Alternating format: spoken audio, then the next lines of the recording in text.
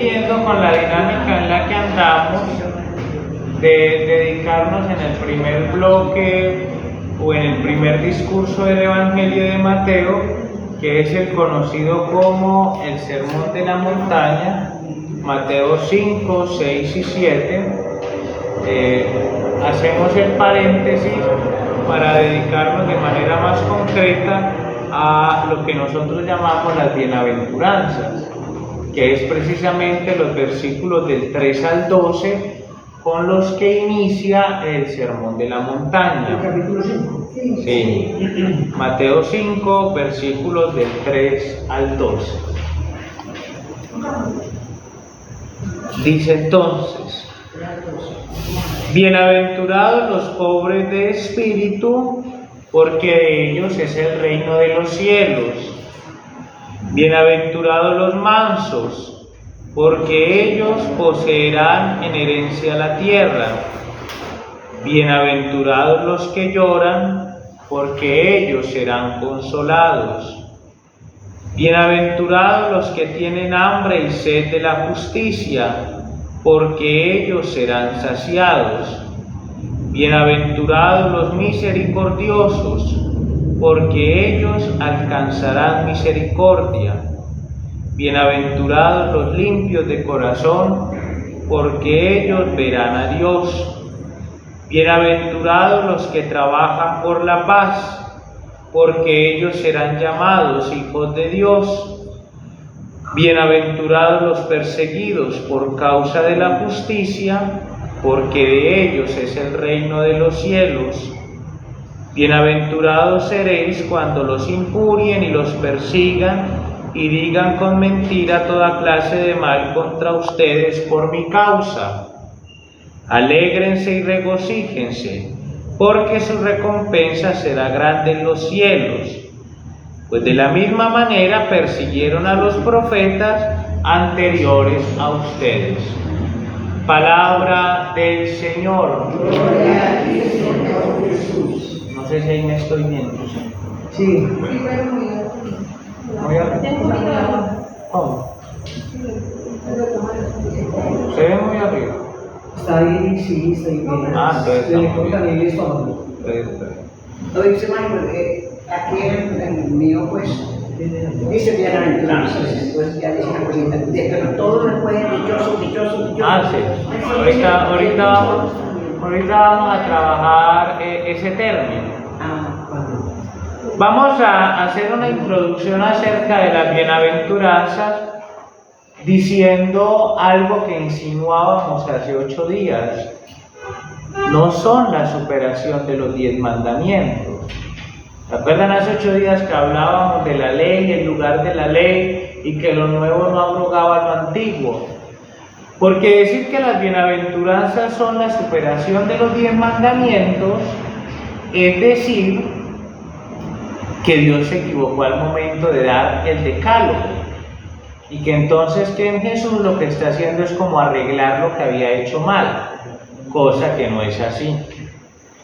Más bien las bienaventuranzas son ese refuerzo de esa ley que había perdido su corazón, su centro del amor. Pero no solamente son mandatos, son ante todo promesas. Las bienaventuranzas son promesas. Buenas, permiso.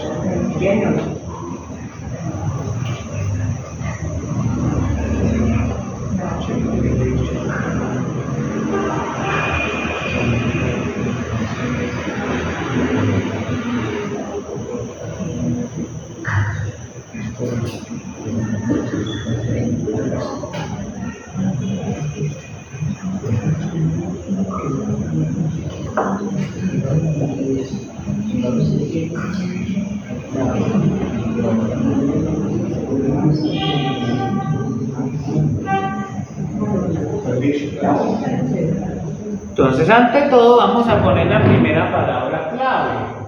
Son promesas. Las bienaventuranzas son promesas. No, ya acabaron No, es que saqué, no sé cuáles saqué. Vamos a tener que recurrir a la luz. Antes todo, no, es que no he sacado los viejos de la cartuchera, entonces no. No, es que. Vean, tengo todavía los viejos. Hacer un examen ahí, no sé si esa persona buena. Las bienaventuranzas, antes que mandatos, son normas, son promesas. Promesas de lo que Jesucristo hará en el hombre que quiere seguir su camino. Pero a la vez, por eso hace 8 días decíamos que nada del sermón de la montaña, incluido en ella, las bienaventuranzas, ¿cierto? Porque aquí no estamos hablando de bienaventuranzas como algo ajeno al sermón de la montaña, sino como algo que está inserto en el sermón de la montaña. Entonces, estas bienaventuranzas son las promesas, porque recuerden que por la fuerza del hombre no es posible. El hombre por sí solo no es posible.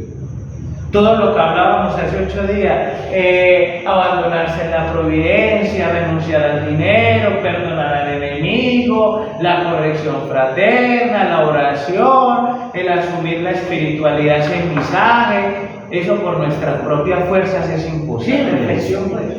Por eso necesitamos el auxilio de Jesucristo. Y entonces estas bienaventuranzas, más que mandatos, es la promesa, es lo que Jesucristo te dice a ti: mira, si tú vienes por mi camino, esto es lo que yo puedo hacer contigo, siempre y cuando el hombre esté dispuesto a responder. Entonces, también, no solamente son promesas, sino por lo que acabamos de hablar, también son señales. ¿Señales de qué? De si estamos o no por el camino de Jesucristo. ¿Por qué? Porque si dijimos que las bienaventuranzas eran lo que Jesucristo iba a construir en ti y en mí, si en el cristiano se ven las bienaventuranzas es porque sí estás abriéndole la puerta a Jesucristo en tu vida. Si el cristiano coge las bienaventuranzas, y por eso muchos dicen que nuestros exámenes de conciencia también deberían partir de las bienaventuranzas. ¿Por qué? Porque si tú, cristiano, no estás viviendo las bienaventuranzas, es porque Jesucristo todavía no ha entrado en ti, sencillamente. Entonces son señales de vida cristiana. Ahorita las vamos a mirar una por una, a ver qué tan bien estamos. Pero a su vez, ¿qué tal? Son paradojas. Miren que todo tiene relación.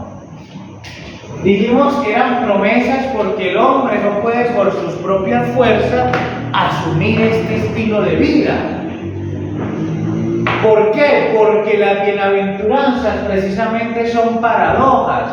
Paradojas en cuanto a qué? En cuanto a que derriba los criterios del mundo.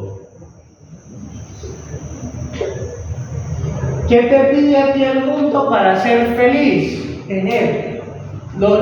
Esto viene desde la antigüedad. Los filósofos lo definieron en 3 cosas: tener, poder y placer. Esto es lo que el mundo hoy, aunque de diferente manera, el mundo exige para ser feliz: tener, entre tú más tengas, porque es que si tú tienes, comes bueno, porque es que si tú tienes, te puedes comprar lo que quieres, porque es que si tú tienes, puedes pasear, porque es que ya incluso en Instagram lo dice: si tú no viajas, es porque tu vida no tiene sentido. Ya hay publicaciones así, ya hay publicaciones que dicen así. Entonces, si no te puedes dar los lujos que tú quieres, tu vida no tiene sentido y tu trabajo no tiene sentido. Incluso uno a veces dice: hombre, es que yo tanto que trabajo y no me puedo dar lujos. Es que tú no trabajas para tener lujos, tú trabajas para sobrevivir. Lo decía en la primera lectura. Si usted quiere trabajar para tener lujos, póngase a traquetear. Pero es que tú no trabajas para tener lujos. Tú trabajas, lo decía hoy Pablo, para tener un mínimo de subsistencia y para ejercer la caridad. Fin de la historia. Eso debería ser la relación de un cristiano con el dinero. Pero el mundo nos jala, el mundo nos pide otra cosa. El poder. ¿A quién no le gusta tener poder? Y cuando hablo del poder no es llegar a ser presidente, no es llegar a ser, no. El poder es por lo menos que en mi casa se hace lo que yo digo. Y esto las mamás no tienen, perdón que lo diga así, pero es que las mamás pecan mucho de eso porque es que en mi casa se dice lo que yo digo. A tal punto que hoy existe un dicho muy triste. ¿Cuál es el dicho triste? Que el que manda, manda, aunque mande mal. Otro dicho triste, el que obedece nunca se equivoca, eso es mentira. Pregúntenle a cuántos guerrilleros rasos sus cabecillas los obligaban a tener secuestrados y ellos obedecían. Entonces no estaban equivocando, no, el que obedece sí se puede equivocar. Tercero, el placer, y no me refiero solamente al placer sexual. Un viaje genera un orgasmo emocional, no nos digamos mentira. Ir a comprar, ir a vitrinear y ver algo que te gusta y poder sacar la cartera y comprarlo, eso genera un orgasmo emocional. Pero ¿qué nos va a decir Jesucristo? Es que tú eres feliz cuando lloras. El mundo no te dice eso. El mundo hoy te dice para de sufrir. El mundo hoy no te dice eso, el mundo te dice para de sufrir. ¿Qué más te dice Jesucristo? Vamos a leerlas una por una. Los pobres, bienaventurados los pobres de espíritu. Bueno, ahorita las vamos a explicar. Bienaventurados los que tienen hambre y sed de justicia. Bienaventurados los perseguidos. O sea, miren que estos criterios del mundo son derribados por un criterio mayor, y es el criterio de la cruz. Ustedes quieren ver el dibujo, el gráfico más fiel de la bienaventuranza, vean la cruz. En la cruz no hay poder, ni placer, ni tener. En la cruz hay abandono total. En la cruz hay amor entregado totalmente. En la cruz hay abandono de sí mismo. Por eso decimos que los criterios del mundo son derribados y son paradojas. Es que leer la bienaventuranza debería hacernos entrar en crisis. Por eso es que iniciábamos diciendo, esto por tus fuerzas y las mías no es posible. Esto solamente es posible con Jesucristo. Bueno, ¿qué más?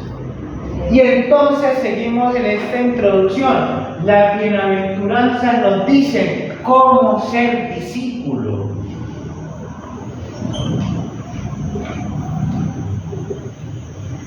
Si tú y yo nos jactamos de ser discípulos, pero no vivimos la bienaventuranza, estamos en el discipulado, yo no sé de quién, pero no de Jesucristo. Hay una escena muy bonita en una serie que ahora está dando palo que se llama The Chosen, Los Elegidos, donde Jesús está preparando el sermón de la montaña, pero él siente que a la introducción le falta algo, y va y piensa y piensa y piensa, y todo el día se la pasa desde una montaña viendo a los apóstoles, y entonces ya lo último monta las bienaventuranzas mirando la vida de cada uno de los apóstoles, porque las bienaventuranzas vienen a eso, a decirnos cómo es un verdadero discípulo. ¿Qué más podemos decir de las bienaventuranzas? Las bienaventuranzas son la cruz y la resurrección hecha carne. Son la cruz y la resurrección hecha carne, porque es que nosotros lo decimos, Jesucristo murió, Jesucristo resucitó, está vivo, aleluya, bla, bla, bla. Pero bueno, ¿y eso en tu vida qué? ¿Eso en mi vida qué? Claro, pero ya cuando yo veo, es que Jesús murió en la cruz, ¿para qué? Para mostrarme que es que la cruz es salvadora. que es que el sufrimiento para los cristianos no es un castigo, que el sufrimiento para el cristiano es redención, que el sufrimiento para el cristiano tiene la posibilidad de tener un sentido. El cristiano no sufre porque sí. El cristiano tiene la oportunidad de sufrir con un sentido, y ese sentido lo pone Jesucristo. Hay la resurrección también. Claro que Jesús resucitó. O sea, no resucitó solamente para cuando ya estés en un ataúd, es desde ya. Tú estás llamado a experimentar la resurrección. Hoy cuántas cosas nos quitan la paz y nos sepultan. Nos sepultan. Muchas. Y como vos vivimos diciendo en paz porque Jesús resucitó. Cuando llega el marido y le saca la piedra, llega la mujer canta de tos y le saca la piedra. En la parroquia, todo el mundo nos quita la paz. Todo el mundo nos quita la paz. Porque ya nadie, y creemos, y somos tan ilusos y tan tontos que decimos, yo por evitar problemas, mejor doy un paso al costado, cuando sigues por dentro carcomiéndote de lo mismo, no has sido capaz de dar el paso en la hoja, no has sido capaz de resucitar. No digas babosadas que Jesucristo resucitó, pero no en tu vida ni en la mía, si seguimos viviendo así. Las bienaventuranzas son fuertes. Por eso la bienaventuranza es el discurso programático del Señor. Terminemos diciendo en esta introducción dos cosas. Dos cosas. La primera, las bienaventuranzas son una opción radical de vida. ¿Saben cuál es el problema? El gran problema del cristianismo hoy, que perdimos la radicalidad. Si hoy tú vas a la iglesia y te dicen no, de una vez, por eso la gente se vuelve protestante. Hay una parroquia allá a 2 cuadras, yo me voy para allá. Porque ya la iglesia, nos dejamos quitar y nos quitaron el derecho de la radicalidad. Y eso ha traído problemas. Cuando el mensaje de Jesús es radical, ojo, pero es que hoy nos vendieron una imagen de Jesús hippie, claro. Jesús era puro amor y paz, como los hippies. Pero es que al yo decir que Jesús es puro amor, yo no estoy diciendo que no puede ser radical, no. Porque es que yo tengo una frase y es que no hay sentimiento más radical que el amor. ¿Por qué? Porque cuando tú amas de verdad a alguien con radicalidad, tú no lo eres infiel. La mamá que ama al hijo con radicalidad no es capaz de quedarse echada durmiendo mientras el peladito por ahí a las 5 de la mañana se hace el desayuno para llevarse la merienda para el colegio. No, el amor es radical. El amor nos hace hacer cosas que ustedes y yo nunca en la vida nos íbamos a imaginar que íbamos a hacer. Y en lo que en su momento era impensable, hoy para nosotros quizá no nos cuesta, o si nos cuesta no nos hace tanta mella porque es por amor. Pero radicalidad no es sinónimo de antiamor. El radicalismo sí. El radicalismo es ya el exceso. Pero la radicalidad no. O sea que, ¿y saben por qué esto? Porque la gran frase aquí podría ser que las bienaventuranzas son el retrato del mismo Jesús.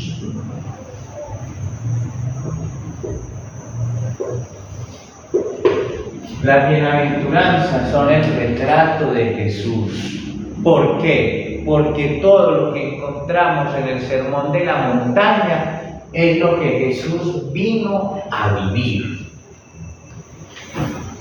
Jesús es pobre de espíritu, Jesús es manso, Jesús trabaja por la paz, Jesús llora, Jesús es perseguido, Jesús es odiado, Jesús es despreciado. Por eso Jesús fue pobre. Por eso es que si nosotros decimos cristianos es porque nos queremos parecer a Jesucristo.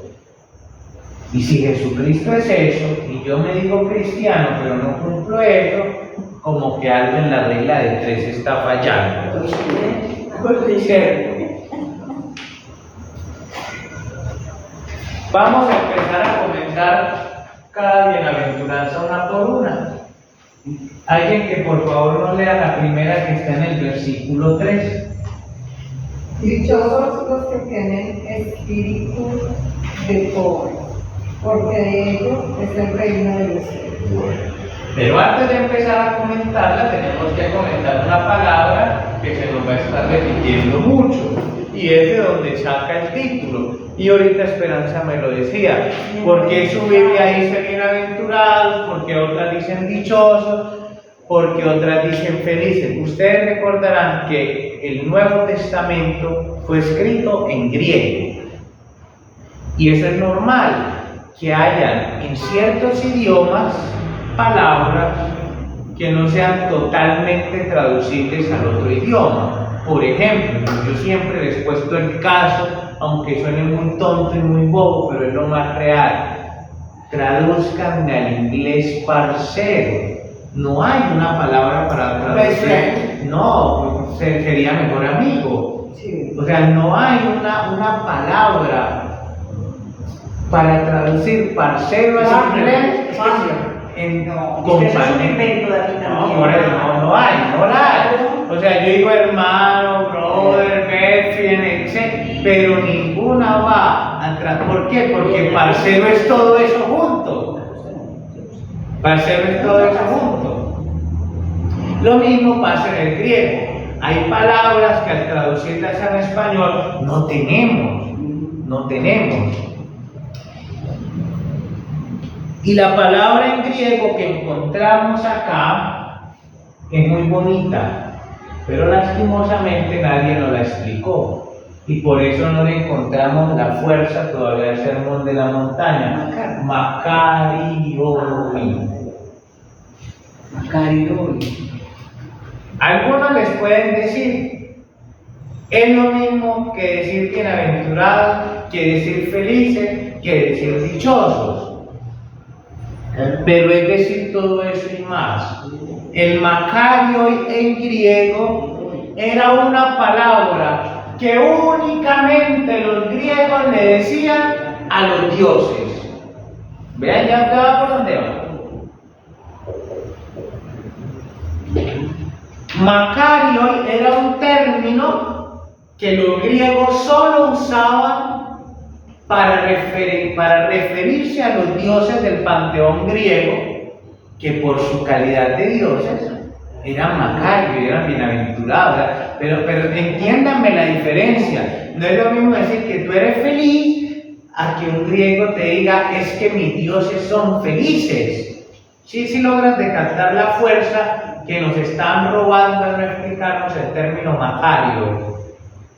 O sea, cuando Jesús nos dice en el sermón de la montaña, Makarioi, es que ustedes pueden entrar en la alegría de Dios.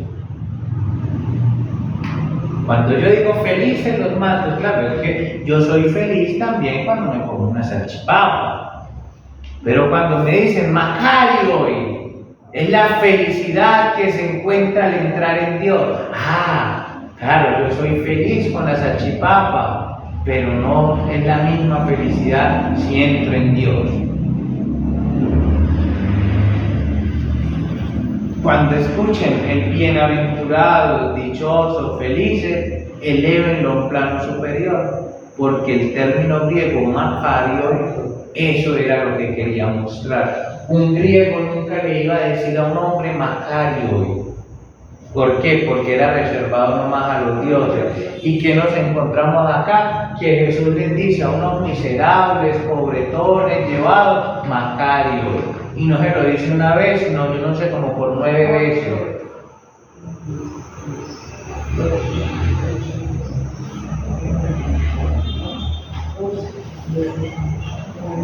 Ahora sí empecemos a comentar. Bienaventurados los pobres. Pero los pobres, pero Mateo, a diferencia de Lucas, Lucas tiene el sermón de la llanura, que solo nos va a presentar 5 bienaventuranzas, Lucas va a ser más social, Mateo va a ser más espiritual. Lucas dirá, bienaventurados los pobres, no más a secas. Pero Mateo ya nos lo va a completar. Bienaventurados los pobres de espíritu. Y al día de hoy todavía tenemos una gran pregunta: ¿por quiénes son los pobres de espíritu?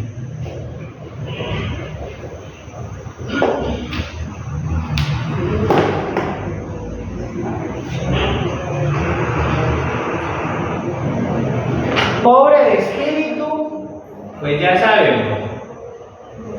O sea, la palabra pobre en griego es petopoi, pero petopoi significa pobre materialmente hablando. Pero acá Mateo la usa, o sea, Mateo está como inventando un nuevo término. Petopoi tu neuma es pobre de espíritu, o sea, No material, que no. también, o sea, también material. Pobreza material. O sea, pobreza material y espiritual. Vamos a poner la cosa. Este pobre de espíritu refiere tanto la pobreza material. Es un hombre completamente bueno. Yo estoy como escribiendo el No, lenguaje. sí, claro. Su espíritu es buenísimo, perfecto. Pobreza material Pobreza material. y pobreza espiritual. Material Sí, también. ahí dice las dos. Es las Yo dos. no sabía, ok. Las dos. Espera. Petojoi tu neuma, quiere decir pobreza material, pero también pobreza Es la otra, de espíritu. bueno. Sí, también. O sea, la una no anula la otra. La una no anula la otra. Porque vamos a ser sinceros, el mensaje de Jesús fue un mensaje incluso de abandono de los bienes. Seamos sinceros. El mensaje fue un mensaje de abandono de los bienes. Vamos a ver, pero entonces nos falta por definir esta pobreza espiritual. Oye, Jesús ahí pone la satisfacción, la alegría y todo en el bien del otro. Vea, sí. Aquí Jesús cuando nos dice bienaventurados los pobres de espíritu, lo que nos está diciendo acá lo primero es: tú puedes tener muchos bienes, pero no vas a ser macario, tú no vas a ser feliz. O sea, no está diciendo que los bienes sean malos, no está diciendo que el rico se va a condenar, no. Lo que está diciendo primero es: Es más, si tú aspiras a tener la felicidad de los bienes, vas a morir engañado. No. Sí. Pero ahora nos queda por definir pobreza espiritual. Por mucho tiempo se pensó que la pobreza espiritual es que era como tonto, el que era como mente, el que era como huevado, como apego cantado. Pero resulta que la pobreza espiritual la Iglesia siempre la ha entendido como... A mí me parece que eso es por humildad de la persona. Pero acuérdense que más adelante vamos a tener bienaventurados los humildes. Esta pobreza espiritual la Iglesia la entendió más bien como de ánimo, pobreza de ánimo. Y es que uno viene a ponerle lógica y claro, cuando llega un momento en la vida que tú te das cuenta que tienes todo lo que habías querido, que has hecho lo que tú querías hacer, que te has tragado lo que te habías querido tragar, pero sientes que te falta algo. Sientes que falta algo.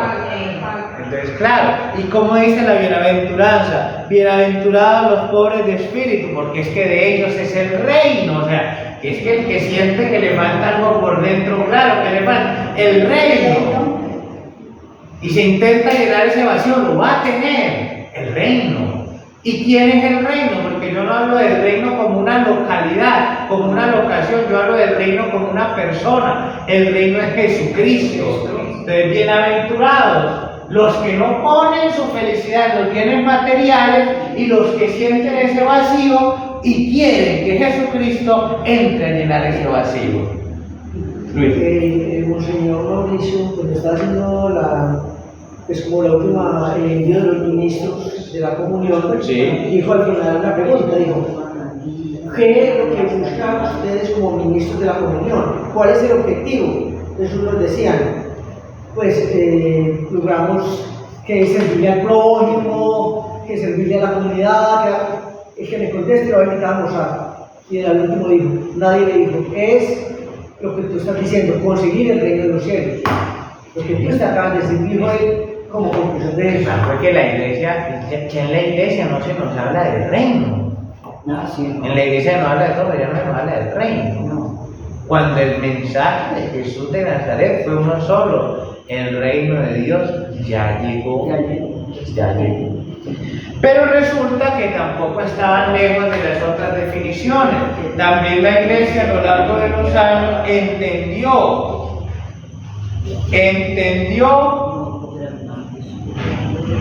porque es que para el judío el espíritu no era algo como nosotros tenemos un dualismo platónico que nos está matando horrible. ¿Cuál es ese dualismo platónico? Que el cuerpo va por un lado y que el alma va por otro. No, tú eres tú, ya. Tú eres tú. Pero ese dualismo platónico nos está matando horrible. Los judíos no tenían ese problema. El judío veía a una persona como una integridad. Y para el judío el espíritu era la vida interior de la persona. Entonces cuando Mateo acá en tinte judío dice dichosos los pobres de espíritu, estaría diciendo también es que dichosos los humildes, los que están en disposición de que Dios venga a llenar ese vacío.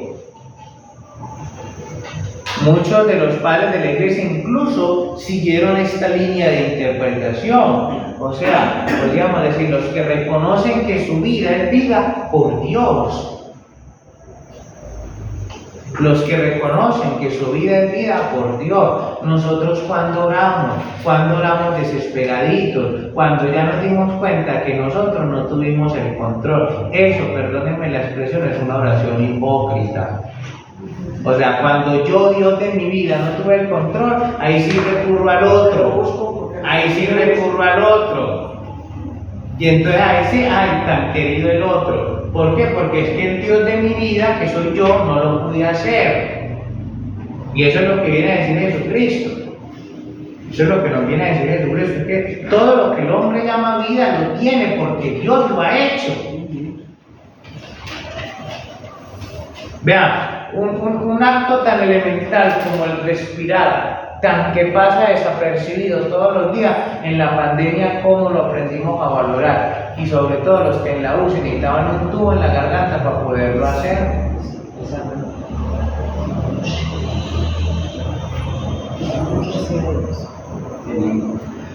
Los pobres de espíritu son aquellos que no tienen una relación de comerciante con Dios. O sea, tú me das, yo te doy, yo hago esto, tú haces esto por mí. Los pobres de espíritu son los que no se reconocen en igualdad de derechos con Dios. Tú eres mi padre, yo soy tu hijo.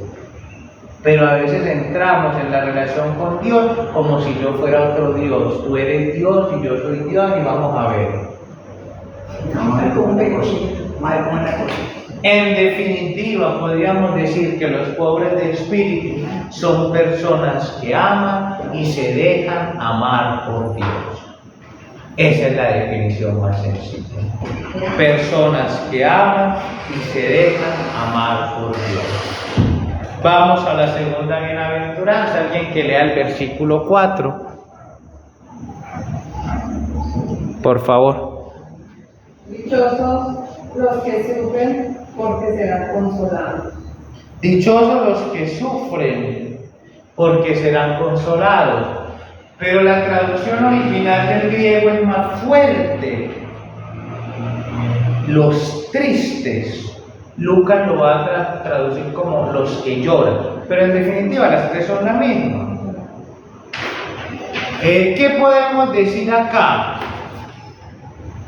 Hablamos de la tristeza humana.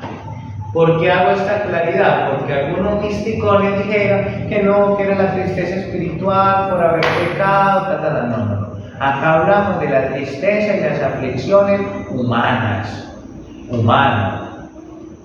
humanos, que yo creo que todos las hemos experimentado y muchas veces. Las del pecado son los arrepentimientos. La del pecado ya es otra cosa, pero acá es la aflicción humana. ¿Por qué? Porque serán consolados. Podríamos decir acá, en este término, pero hay dos tipos de tristeza, hay dos tipos de aflicción, hay dos tipos de llanto. Hay dos tipos de tristeza, hay dos tipos de llanto, hay dos tipos de aflicción. No crean que el cuento es como tan sencillito. Está bueno para dibujar. La primera, la de los desesperanzados. ¿Quiénes son estos? Como su palabra lo dice, los que ya no tienen esperanza. Y los que al no tener esperanza no se abren a nada. Pero los segundos son los que viendo el mal y aún haciendo cosas por resarcir ese mal, se siguen sintiendo como impotentes. ¿Quién de nosotros no ha llorado porque alguna situación nos da impotencia?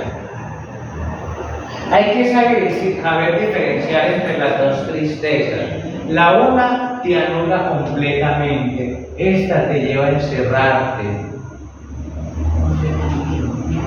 Un hombre puede vivir sin oxígeno, pero no sin esperanza.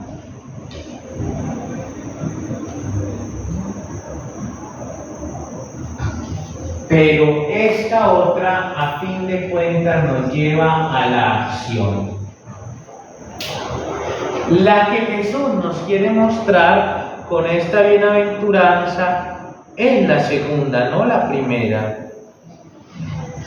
Por eso es que los que lloran, más adelante los vamos a llamar perseguidos por causa de la justicia.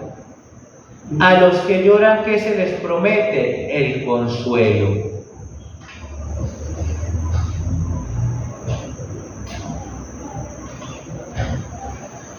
¿Y cuál es ese consuelo? Precisamente el reino. ¿Y quién es el reino? Jesucristo.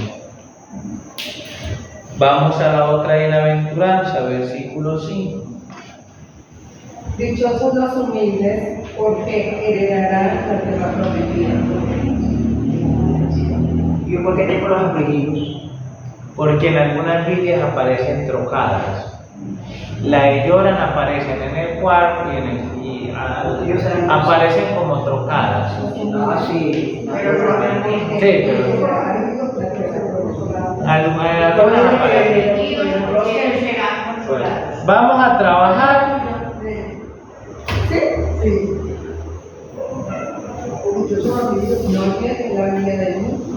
No. En algunas aparecen trocadas. Por eso, la que acabamos de trabajar es la de los tristes que serán consolados. Ahora vamos a trabajar la de los humildes.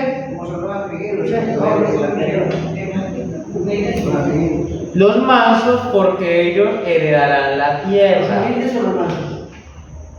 Los humildes o mansos es lo mismo. La expresión griega acá es praeis. Y ustedes ya están relacionados con esta palabra griega que viene del hebreo anahuim. Ya anahuim les suena. ¿Quiénes eran los anahuim? Los pobres de todos. Pero no solamente eran los pobres materialmente, sino también los pobres de espíritu, llamémoslo así. Los humildes, los sencillos, los depresivos, todos esos. Esta nos permite ampliar más la primera, la de los pobres de espíritu. Esta es un complemento de la primera. Esta nos permite ver cómo se entiende la pobreza vivida desde Dios y hacia Dios. Vean, Números 12 al 3 dice que Moisés era un hombre muy manso. Y recuerden que en el Sermón de la Montaña, Mateo está jugando con nosotros a presentarnos a Jesús como un nuevo Moisés, ¿no? ¿Se acuerdan que lo vimos en historias? Que sube a la montaña, pero que Moisés recibe la ley parado, que Jesús se sienta. Pero miren cómo siguen los paralelismos entre Jesús y Moisés. Y recordarán que el profeta Zacarías, por allá en Zacarías 9:9, va a decir que el Mesías precisamente es una persona que su heraldo es la humildad o la mansedumbre. Entonces, al hablar de humilde, de manso, de anahuín, pensamos inmediatamente en Jesús de Nazaret.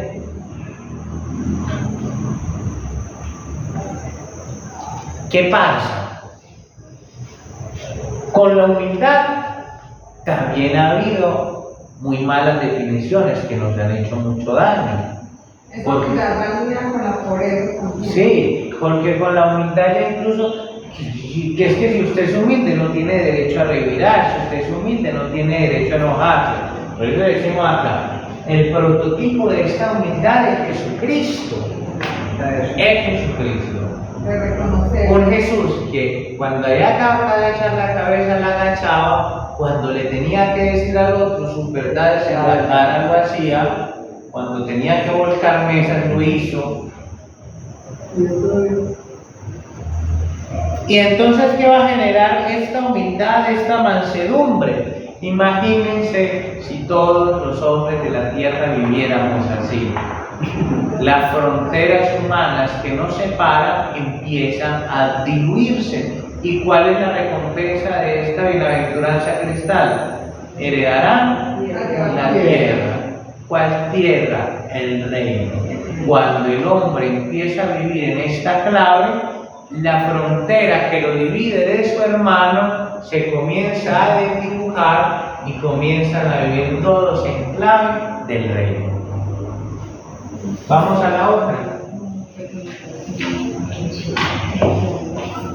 Versículo 6. Dichosos los que tienen hambre y sed de justicia, porque ellos serán saciados. Dichosos los que tienen hambre y sed de justicia, porque serán saciados.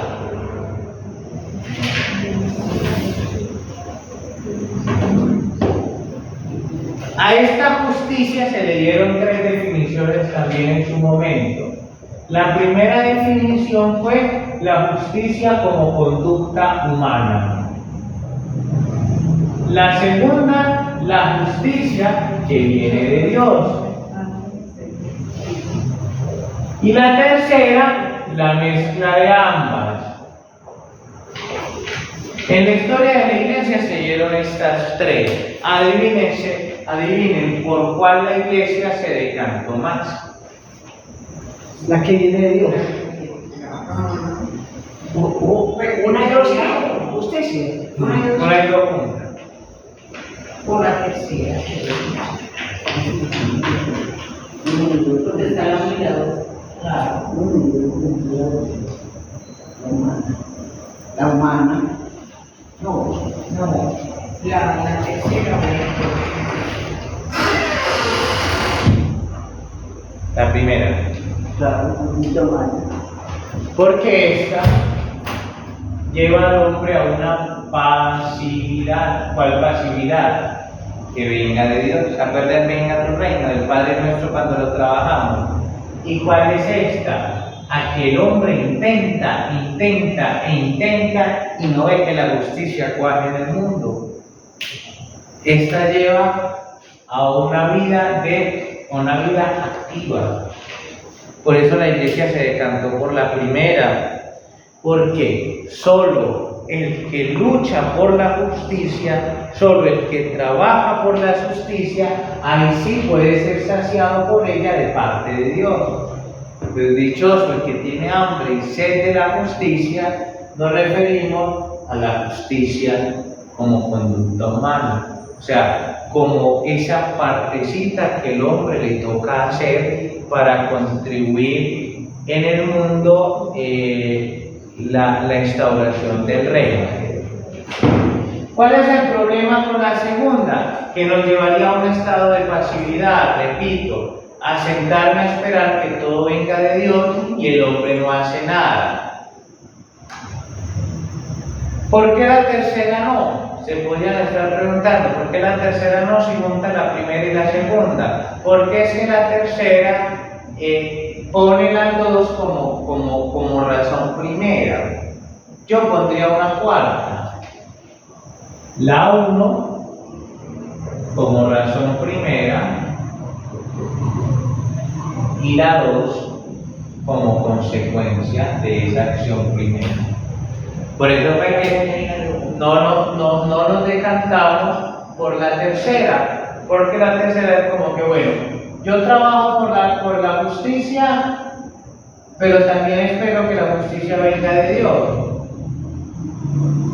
¿Y yo qué les propongo? La iglesia que propuso en su momento, usted trabaje por la justicia, siga trabajando por la justicia, siga trabajando por la justicia, que va a ser recompensado por una justicia mayor. Y es que la justicia humana no es la de los hombres, no es la de Dios. Acá puede haber una confusión de términos. Recuerden que justicia en la Sagrada Escritura es vivir conforme a la ley de Dios. Justicia en la Biblia es vivir conforme a la ley de Dios. Justicia en la Biblia no es la justicia humana. Justicia en la Biblia es vivir conforme a la ley de Dios. Ahora, la bienaventuranza no dice, bienaventurados los que trabajan por la justicia porque van a recibir justicia. No, dice, bienaventurados los que tienen hambre y sed de justicia porque serán saciados. Es que a mí me quedó una duda ahí. Sí. Porque dice la primera y la segunda. Ajá. Y dice que no. Y luego la cuarta dice la primera y la segunda. Entonces, La primera como razón primera. Y la segunda como consecuencia de esa acción primera. ¿Cuál es la diferencia con la tercera? Que en la tercera tendríamos a un hombre luchando por la justicia, pero a su vez esperando justicia incluida del cielo. ¿Cuál es? ¿Sí ven? ¿Qué tenemos en la cuarta? A un hombre que trabaja por la justicia y que ante la ineficacia de sus acciones, Dios lo va a saciar.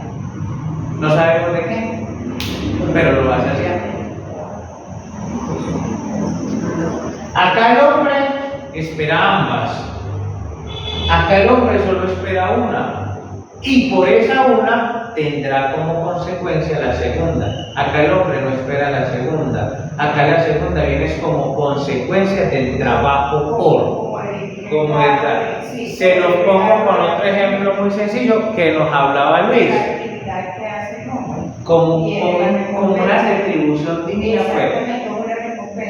Hablemos en el ejemplo que nos puso Luis de Monseñor Mauricio el sábado. Es que yo voy a servir en la iglesia. Pues primero sí, porque soy bautizado y estoy llamado a servir en la iglesia. Y la segunda, porque es que yo tengo mucha necesidad y Jesús en el Evangelio dice que si yo estoy llevado y me encargo de sus cosas, se me va a solucionar lo otro. ¿Sí ven? Ahí está esperando las dos.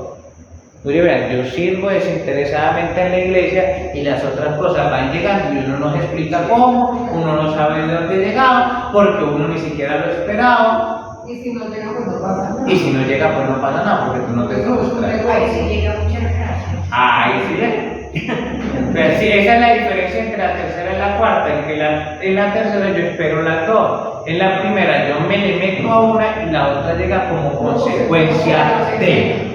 Como consecuencia de.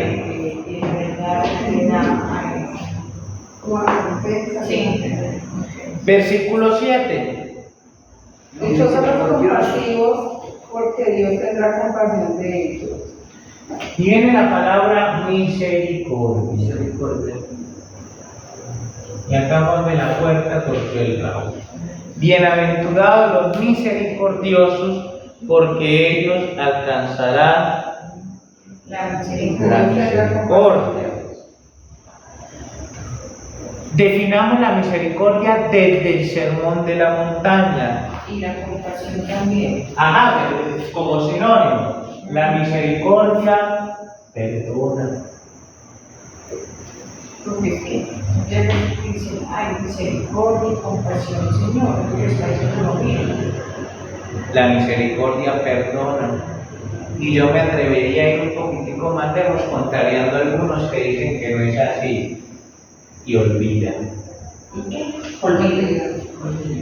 ¿Por qué digo que si es así, no como? Porque es que imagínate que Dios nos perdonara y nos olvidara. Imagínense que Dios perdonara y nos olvidara. O sea, para el más pendejo sí, pero para nosotros no. A mí me daría miedo morirme. Si eso Imagínate. Segunda, la misericordia ve por los necesitados.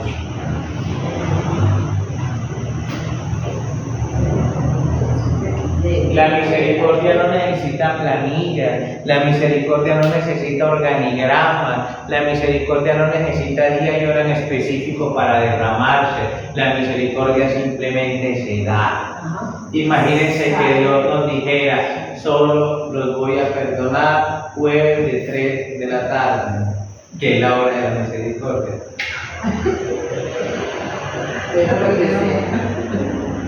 La misericordia simplemente estalla, aun cuando el otro no lo amerita. ¿Por qué? Por eso se llama misericordia. La misericordia, y lo dirá Jesús más adelante, pero está así, comenzando por mí, estamos lejos. Ama al enemigo. La misericordia ama al enemigo, pero no un amor de distancia, porque dejémonos de bobadas. Usted al que ama, usted al que ama, usted con el que ama quiere entrar en relación. No es como, no, yo lo amo, pero de lejitos para evitar problemas, no. Imaginen que usted a su hijo lo amara, pero dije, no, yo no me veo con él para evitar problemas, no. Usted al que ama, entra en relación con el que ama. Si usted no entra en relación con alguien, no la está amando. Simplemente. Yo pongo un ejemplo un poquitico tosco. Usted se sentaría a tomar el té con la amante de su esposo. Wow. No. Me pongo allí. Pero ¿saben qué es lo maravilloso? Que este hombre nos amó cuando nosotros éramos sus enemigos. Y cuando éramos sus enemigos nos buscó. Nos buscó. Ahí vamos con calma. Eso está en esa cruz. Podríamos decir que la misericordia es el modo de actuar de Dios. Dios no conoce otro modo de actuar que no sea la misericordia. Por eso, solo aquellos que logren entrar en este modo de actuar podrán experimentarlo. Yo, ¿cómo pretendo encontrarme con un Dios si no vivo como ese Dios vive? ¿Cómo? Yo, ¿cómo pretendo entrar en Dios si no me veo compatible con el modo de actuar de ese Dios en el que quiero entrar? Ahora, por eso les digo, esto no es de un día para otro. Esto es de la mano de Jesucristo, porque de la suya y la mía yo también le pondría veneno. Y no solamente a la moza, a más de uno por aquí. Te puedo contar un testimonio, pero no con nombre. Hay una persona en la parroquia que está hablando mal de mí y yo no sé, y me busca para abrazarme y darme picos. Y ustedes saben lo difícil que es saber devolverle el abracito y darle un pico sabiendo lo que está haciendo. Y ella me abraza y yo digo, puta. Confróntela. ¿Para qué? ¿Para qué? ¿Para qué la voy a confrontar? multar a esa persona, porque Para que sea coherente con lo que hace. ¿Sí? a ella la van a juzgar por lo que hizo y a mí me van a juzgar por si la amé o no. Fin de la historia. Muy difícil, muy difícil, pero creemos en uno que lo hizo. Creemos en uno que lo hizo y que se montó ahí por lo mismo. Por lo mismo. ¿O usted qué cree que sentirá Jesucristo cuando usted acerca a sacar la lengua a comulgar y él sabe todas las porquerías que usted ha hecho? ¿Cómo se sentirá Jesucristo? Y a él no le importa. Imagina que la hostia le hablara ya cuando la fueran a poner a la lengua, pero usted hizo esto ayer, acordate.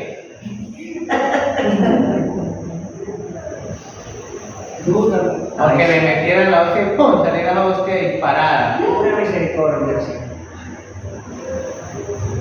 Es difícil, es difícil. Por eso yo les digo, por eso yo empecé diciendo, esto sin Jesucristo no se puede, no se puede.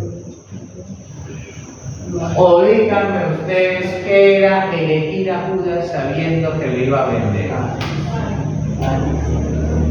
O díganme ustedes que, porque ustedes vivieron conmigo la cena pascual, y en la cena pascual hay un momento en que al más amado del grupo se le daba un pedacito de pan, que Jesús, sabiendo que Judas ya lo había vendido, y darle el pedacito a él y decirle te amo. Hipocresía no, misericordia. Sí, porque lo sentía. Versículo 8. Bienaventurados los de limpio corazón, porque ellos verán a Dios. Limpio de corazón o de corazón limpio es una expresión netamente del Antiguo Testamento, es un término sacado del Antiguo Testamento. En los Salmos, principalmente, el ser limpio de corazón significa la obediencia absoluta a Dios. En la mentalidad judía, esto es muy bonito, en la mentalidad judía, el corazón no es simplemente algo interno del hombre, sino el corazón es como el cerebro del hombre para el judío. O sea, nosotros le decimos despectivamente, usted como que piensa con el corazón, o sea, como que no le mete cerebro. Pero para un judío decir eso era un insulto, porque para el judío el corazón era como el cerebro, todo el actuar, todo el pensar, todo el sentir, todo el querer tenía que pasar por el corazón. Hoy a nosotros se nos dice que eso está mal, que el que piensa con el corazón pierde. Porque eso muestra debilidad. Porque eso muestra debilidad. Pero recordemos, no hay mayor debilidad que esta. No hay mayor debilidad que esta. Imaginen que Jesucristo estuviera en la cruz clavado y dijera, ¿y mi dignidad qué? Es verdad. Entonces, para el judío el corazón era el órgano a través del cual el hombre podía contemplar a Dios. Miren la frase tan bonita de Teófilo de Antioquía, y con esto le resalzo las crisis existenciales que tengan algunos todavía de no creerse el cuento. A Teófilo le preguntaron, ¿oíste? Háblanos de tu Dios. Le preguntaron a Teófilo, ¿y sabe qué dijo Teófilo? Dijo, no, muéstreme el hombre que usted es y yo ya sé en qué Dios cree. Yo les pregunto, si nos pararan a frente de cada uno, bueno, el Dios del cristianismo es como se porta Michael, el Dios del cristianismo es como se porta Cristal, el Dios del cristianismo es como se porta Rosmira. Qué porquería, yo no creo en ese Dios del cristianismo. Hay dos vidas. Sí, claro. A Teófilo se lo preguntaron, háblanos de tu Dios, Teófilo. Háblanos de tu Dios, Teófilo. Y Teófilo dijo, no, muéstreme el hombre que usted es, que ya al ver el hombre que usted es, ya sé en qué Dios cree. En qué Dios cree. Pues claro, Porque es que uno que venga a misa a decir que Dios me perdonó y que le pido perdón y sabe que no soy capaz de perdonar. Recuerden la parábola de la deuda grande, o sea, si Dios perdona pecados, nosotros no podemos perdonar ofensas, o sea, si Dios perdona pecados, nosotros no perdonamos pecados, los hombres perdonamos ofensas. Dios perdona la deuda grande que es el pecado. Y nosotros, por la ofensa que no somos capaces de perdonar, mandamos a la cárcel al otro. Recuerden la parábola esa, del que perdonó mucho y no fue capaz de perdonar poco. A Teófilo le dijeron eso: yo te digo a ti, muéstrame el hombre que hay en ti.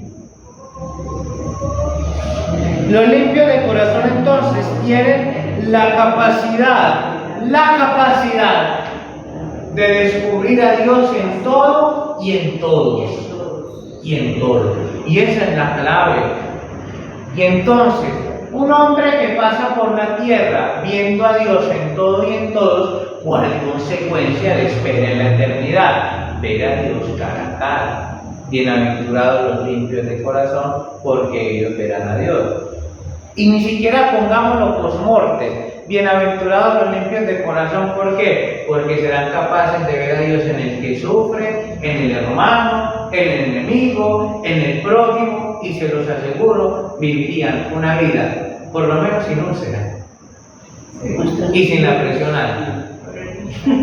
O sea, es muy difícil. Por esto nomás a mí el domingo me pasó todo una discusión con alguien que me da socorro. ¿Es en serio? Porque es que nadie se altera y pasa bueno.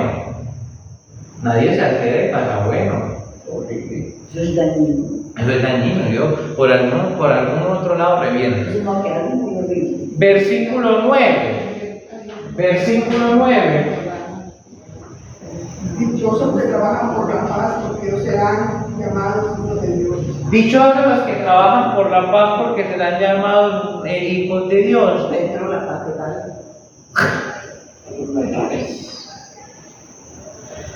Vean, recuerden que Mateo siempre, o sea, al Mesías siempre se le esperaba como rey de la paz, ¿cierto? Porque iba a venir a unificar a Israel y a traerle paz. Un poquitico con violencia, pero paz a fin de cuentas. Pero resulta que a Jesús en Mateo siempre se le va a tratar de mostrar como del linaje de David. ¿Recuerdan? Linaje de David, linaje de David. Pero resulta que el descendiente carnal de David, ¿cuál era? El hijo de David. ¿Cómo se llamó? Salomón. ¿Y cómo se decía paz en hebreo? Shalom. Porque es que no hay rey más pacífico en la historia del antiguo pueblo de Israel que Salomón. Salomón, con ese deseo de sabiduría que le pidió a Dios y se lo concedió, se dio cuenta que el hombre con las patadas no logra nada. Y entonces lo que aquí Mateo está haciendo es una transposición, y es que si el hijo carnal de David, que era Salomón, fue un rey de paz, a tal punto que Salomón y Shalom son casi un juego de palabras, con cuánta mayor razón el hijo de David, el Mesías Jesucristo, va a ser un rey de paz. Y si el rey de paz, si el padre de la paz tiene hijos que no trabajan por la paz, simplemente no son sus hijos. Por eso, ¿cuál es la consecuencia de los que trabajan por la paz? Ser llamados hijos de Dios. Uno lo dice en un lenguaje más coloquial: de tal palo tal astilla. Si el palo es de paz, la astilla que será paz. Versículo 10. Dichosos los perseguidos por hacer lo que es justo, porque de ellos es el reino de los cielos. Bueno, acá dice la consecuencia de la persecución, ¿no? Porque hay unas porquerías de personas que también se hacen los mártires, pero porque se la ganaron. Acá dice: dichosos los perseguidos a causa de la justicia. A causa de la justicia. A mí también es mío. A causa de la justicia, es decir, por hacer las cosas bien. ¿Por qué? ¿Cuál es la consecuencia? Ser justos. Porque de ellos es el reino. Versículo 11 y 12. Dichosos ustedes cuando la gente los insulte y los maltrate, y cuando por causa mía los ataque con toda clase de mentiras. Alégrense, estén contentos porque van a recibir un gran premio. En el cielo, pues así también persiguieron a los profetas que vinieron antes de ustedes. Miren, acá hay algo que cambia lo que venimos diciendo. Jesús decía, bienaventurados los, bienaventurados los, bienaventurados los, bienaventurados los. Ya al final es bienaventurados ustedes, como diciendo, bienaventurados ustedes, cuando cumpliendo lo anterior la llevan mal. Se dice. Bienaventurados ustedes, cuando cumpliendo la anterior la pasan bien, la pasan mal, porque es que el cristianismo no es para pasarla bien. El cristianismo no es para pasarla bien. El cristianismo es para que aún en las penalidades tú te mantengas con Jesucristo. Y entonces, ¿qué dice acá? Bienaventurados ustedes cuando los injurian y los persigan y digan con mentira toda clase de mal contra ustedes por mi causa. ¿Por qué? Porque es que ustedes están siendo profetas. Está ligando acá el Antiguo y el Nuevo Testamento.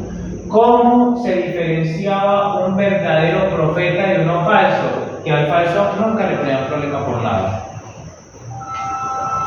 Que al falso todo el mundo le aplaudía. Que el falso profeta nunca generaba escozor. Y hay un dicho por ahí que incluso aparece en Facebook o en Instagram, que parece que lo toman de un escrito del Padre Pío, y es que si no te encuentras a Satanás en contracorriente tu camino es porque vas en el mismo camino de él. Y es verdad. Oiga, si tú vas por la vida viviendo un cristianismo que no genera desacomodo en los demás y en ti mismo, porque no sabemos qué tipo de cristiano eres. El cristiano de verdad es perseguido, porque lo dirá Jesús más adelante: si a mí me persiguieron, con cuánta mayor son ustedes. El cristiano de verdad debe ser perseguido, pero no perseguido porque anhelemos un masoquismo, anhelamos ir sufriendo, no, porque como empezamos, los criterios del Evangelio, los criterios de Jesucristo no se acomodan a los criterios del mundo. Los criterios del Evangelio no le convienen, digámoslo así, no le convienen al mundo, no le convienen. Y lo que no le conviene al mundo, el hombre que supo ver, lo que no me conviene lo erradico. Lo que no me conviene lo elimino, lo quito, lo hago a un lado. Pero Jesús aquí invita a la perseverancia. ¿Por qué? Porque es que solo de esa manera están llegando a ser profetas. Y entonces, ¿cuál es el gran fin de todo el camino de discipulado del Sermón de la Montaña? Llegar a ser profetas, llegar a ser testigos. Y ustedes saben cómo se dice testigo en griego: mártir. Testigo en griego es mártir.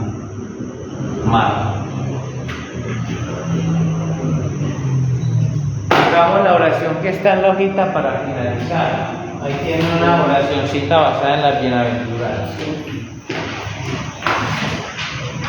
Hemos escuchado las exclamaciones de la nueva felicidad que traes al mundo, tantas veces desorientado y engañado. Bienaventurados los pobres, los mansos, los que lloran, los que tienen hambre y sed de santidad, los misericordiosos, los limpios de corazón, los constructores de paz, los perseguidos a causa de tu nombre, los que harán Jesús de nuestra hace que nos parezcamos a ti, porque eres el milagro. Mire, yo nunca le he puesto cuidado a esta oración, a pesar de que yo la preparé. Pues, está tomada de otro libro. Concédenos este milagro. ¿Por qué? Porque esto no es plan humano. Este es el hombre nuevo del que habla Pablo. Y para que haya nacimiento, debe haber dolor. Gloria al Padre, y al Hijo y al Espíritu Santo.